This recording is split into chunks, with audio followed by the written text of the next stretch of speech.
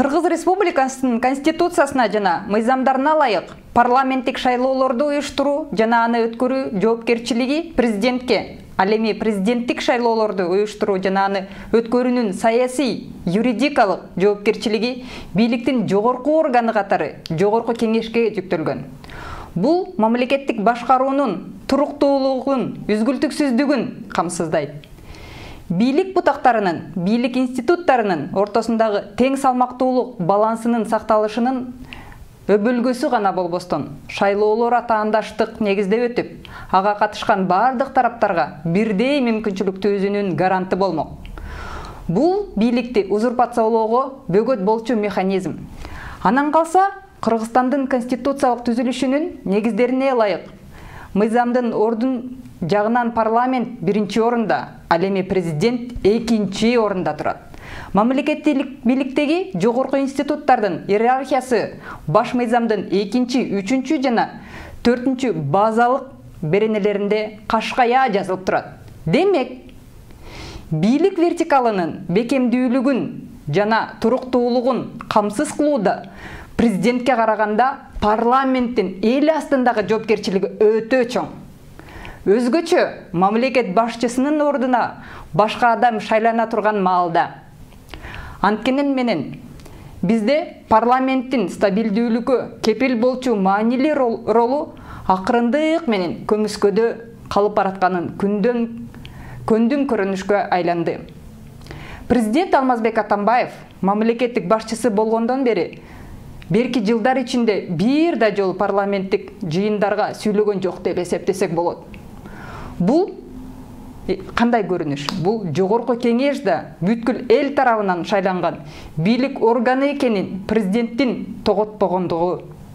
Учурда көптөгөн депутаттар саясий куугунтукка алынып, дээрлик бардык депутаттар кылмыш ишин козгоо коркунучуна кабылаарын сезип турушат. Бирок эми бизден улам эли адаша берүүгө убактыбыз жок. Аскар Акаев кезинен башталган мамлекеттик башкаруудагы көмүскө схемалар элдин көңүлүнө көк таштайт дейди. Ошол эле учурда революциялар аркылуу бийликтин көңтөрө койгон майнапсыз аракеттерден да калк түңүлдү. Учурдагы парламент сыртынан өз статусунун жыргалына жана укуктук жактан корголооруна жамынып отура бербей, элди ыргылжың абалга алып келген азыркыдай тарыхый учурга туура баа берип, анын моюндай билиши керек. Укуктук чейинден четтебей, мамлекетти сактап калуу үчүн биримдикти көрсөтүүгө жана мамлекеттик башкаруунун балансын Конституциянын алкагында кармап турууга чамасы бар бирден бир орган бул Жогорку Кеңеш. Баш мыйзамдагы жаңы өзгөртүүлөр киргизилген кош бийликтин президент менен премьердин тирешүүсү жоюу парламенттин гана колунан келет. Азыркы жана болочок президент ким гана болбосун, алардын узурпаторлук амбициясына бөгөт коюуга парламент гана жөндөмдүү. Дал бүгүн күчтүү, бирдиктүү институт экенин, саясий салмагын, тарыхый жоопкерчилигин Жогорку Кеңеш көрсөтүүсү кажет. Конституцияда биринчи орунда турган статустук дараметін баш мыйзамдагы ыйгарым укуктардын кеңирлигин жүзөгө ашыруусу зарыл. Жаз мезгили Кыргызстанда зор өзгөрүүлөрдүн символу айланганы бекери менен эместир. Парламент жайкы эс алууга кеткенде административдик ресурсу менен бийлик баарын жайгарып, күзүндөгү шайлоолор башталганда бүткүл эл тарабынан шайланган жогорку бийлик органы эсептелинген Жогорку Кеңешке баары кеч болуп калган болот. Парламент өлкөдө болуп жаткан соттук, укуктук бейбаштыкка көз жумган сайын кадыры кетип, элдин Жогорку Кеңешке болгон үмүтү, ишеничи күн өткөн сайын өчүп баратат. Ошондой эле Кыргыз Республикасынын президенти Алмазбек Атамбаевдин командасы тарабынан бардык жерде жана саат сайын укуктары тебеленип жаткан саясатчыларга жана журналисттерге, укук коргоочуларга жана адвокаттарга, балдарга жана бүтүндөй үй бүлөгө, жүрөк заада жана үндөбөгөн жарандарга каршы жасалган баш аламандыктардын кесепетинен элдин ишеними күн сайын жоголуп бара жатат. 2010 жылга чейин өлкөнү мыйзамдар, мамлекеттик институттар менен эмес, Конституциянын капарына да илбей, мамлекеттик институттардын ордуна кландар, мыйзамдардын ордуна бир үй бүлөнүн кызыкчылыгы башка орунда туруп келди. Формалдуу түрдө башкаруунун кайсы бир түрүн тандамыш этип, иш жүзүнө мамлекетти жеке бийлик башкарган. Мисалдар дүйнөлүк практикада арбын. Маселен, Мухаммар Каддафи Ливияда кандайдыр расмий кызматтарды ээлебегенге менен мамлекеттик диктатор катары мыкчып башкарып турган. А Европада Ярослав Качинский деген чоң төбөл эч бир расмий кызматтарда иштебегенине карабай, ал авторитардыгы, диктаторлугу үчүн айыпталууда. 2010 жылдагы апрель революциясынан кийин авторитардык режимден бир атылуу кутулуу ниетинде Кыргызстан башкаруунун парламенттик формасына өткөнүн жар салган. Бирок саясий системанын формалдуу түрдө өзгөртүүдөн эч нерсе өзгөрбөстүгүн, андыктан элдин кызыкчылыгын көздөп саясий маданиятты олуттуу өзгөртүү зарылдыгы турганын баарыбыз түшүнгөнбүз. А бирок үмүтүбүз ташка каап, өлкөнүн астында турган зор максаттардан бийик милдеттерден таптакыр кабары жок кишинин колуна мамлекетти башкаруу тизгини тийип калды. Атамбаевдин саясаттагы карьерасы анын өзүмчүлдүгүн билдирип турат десек эсептесек болот. Шайлоолор башталганда гана саясий майдандын сересинде пайда боло калып, авторитардык башкаруулардын башкаруу өңүтүндө альтернатива болчу реформаторлук программасын айтуунун ордуна өзүн гана сунуштоого аракетин көрүп келди. Деген менен ал өзүнүн көптөн берки кыялын орундатты. Азыр ал бардык бийликти басып алып, түпкү мүдөөсүнө жетти десек дагы болот. 2010 жылдан бери 7 жыл өтсө да кайра эле өзүбүзгө кетүүгө аракет кылган ошол 2010 жылдардын баштапкы күндөрүнө кайтып келдик. Өлкөнү Атамбаевдин эң жакын чөйрөсүндөгү шопурлар жана сакчылар башкарып жатканы туурасында мыскылдуу икаялар, баяндар жөн жеринен айтылып жаткан жок. Мамлекет башында турган президент кандайдыр партияда болбош керек. Тигил же бул партиянын жактырып, ал партияга симпатия артпого тийиш. Аныгында Атамбаев КСДПнын чыныгы лидери экенин жашырбайт. Атүгүл Атамбаев жакында эле президенттикке талапкер катары КСДПдан бир нече талапкер көрсөтүлүп, алардын арасында элдин сынынан элегинен өткөн бир талапкер тандаларын жарыялады. Мындайча айтканда, ал талапкер маселесин КСДПнын атынан жеке өзү эле чечти деп эсептесек дагы болот. Өлкөдө жаңы саясий парламенттик системаны жаратуунун ордуна Атамбаев аны талкалады.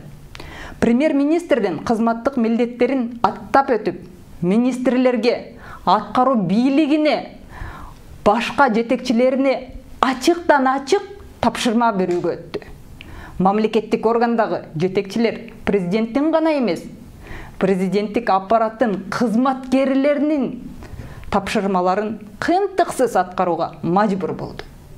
Ага мисал, Сапар Исаков президенттик аппараттын бөлүм башчысы болуп турган кезде Чолпон Ата шаарындагы дээрлик жаңы ипподромду бузуп, анын ордуна ошол жылдын бюджетине киргизилбеген 1,5 миллиардтай сом сарапталчу жаңы ипподромдун курулушун тездетүү боюнча тапшырма берип турган. Президент өзү конституцияны бузуу менен мамлекеттик органдардын жетекчилерин мисалга алып көрсөк, дин иштери боюнча мамлекеттик комиссиясынын төрагасы, тил боюнча мамлекеттик комиссиясынын төрагасын, башкаруу академиясынын ректорун дайындоону улантып келет. Бийликти узурпациялоо, басым, кысым иретинде күч органдарын колдонуу жолу гана аркылуу эмес, мамлекеттик массалык маалымат каражаттары да жеке бийлик кемдөө максатында пайдаланып бийликтикинен башкача көз карашын айткан, саясий тең атаандаштыкка умтулган тараптардын баарын тепсөө менен болуп жатат. Коомго альтернативдүү кабар тараткан, эркин маалымат каражаттары сотко берилип, миллиондогон сомдук доого жыгылышууда. Мындай зордукчул кысымга алган шартта президенттик шайлоолор ачык айкын, таза, калыс атаандаштык негизде өтүшү дегеле мүмкүн эмес. Атамбаев элдин өз эркине койбой турганы белгилүү болуп калды. Урматтуу форумдун катышуучулары, болор иш болуп бою осуганды. Атамекен фракциясынын президенттик шайлоолорду Конституцияда көрсөтүлгөн мөөнөтүндө өткөрүү тууралуу демилгеси колдоого алынбай, конституциялык мыйзамдар да көз жазымда калды. Атамбаев 1 декабрдан кийин да президенттик ыйгарым укуктарын мыйзамсыз узартуу ниети байкалууда. Ал өзүн өткөл мезгилдин президенти деп жатканы кокусунан эмес. Мен жогорку кеңештин ушул маанилүү күндө белгилөөдө конституцияны бузулушу менен Кыргызстандын келечегинде доо кетирбөөгө, ал үчүн тарыхый жоопкерчиликти сезе билүүгө чакырып кетем. Парламент саясий эркин көрсөтүп, президенттик шайлоону укуктук чекке алып келерине ишенем. Парламенттин конституциялык алкактагы биринчилик даражасына, конституциялык салмагына кайтып баруусу Атамбаевдин конституцияны көзгө илбеген эң баш кадамдарынын тыйылышына себеп болот. Мына ошондо президенттик шайлоолорду бийликти тынч жол менен өткөрүп берүүнү үзгүлтүккө учуратып, коомдук саясий абалды дестабилдештирүүчү карама каршылыктарды ырбатып жиберүүнү кырдаалга негиз калбай калат. Конституцияда жок эле укуктарды өзүнө ыйгарып алган президент Атамбаевдин тынч жол менен бийликти өткөрүп берүүсүнө да экс-президент деген статусун сактап кала берген жеке коопсуздугуна да зор кепилдик болмок. Бул Атамбаевдин экс-президенттик иммунитети үчүн гана эмес, өлкөдө бийликти тынч жол менен өткөрүп алуу салтынын калыптанышына жол ачкан маанилүү кадам болор эле. Жогорку кеңештин ар бир депутаты өзүнүн жекече тарыхый жоопкерчилигин сезип, Конституцияда мамлекеттик түзүлүштүн өзөгүндө бийликтин жогорку органдарынын иерархиясынын негизинде саясий эркти көрсөтүшү керек. Ушинткенде гана биз президенттик шайлоолорду таза, акыйкат, калыс өткөрүп, элдин биримдиги үчүн туруктуулукту жана мамлекеттин бүтүндүгүн сактап кала алабыз.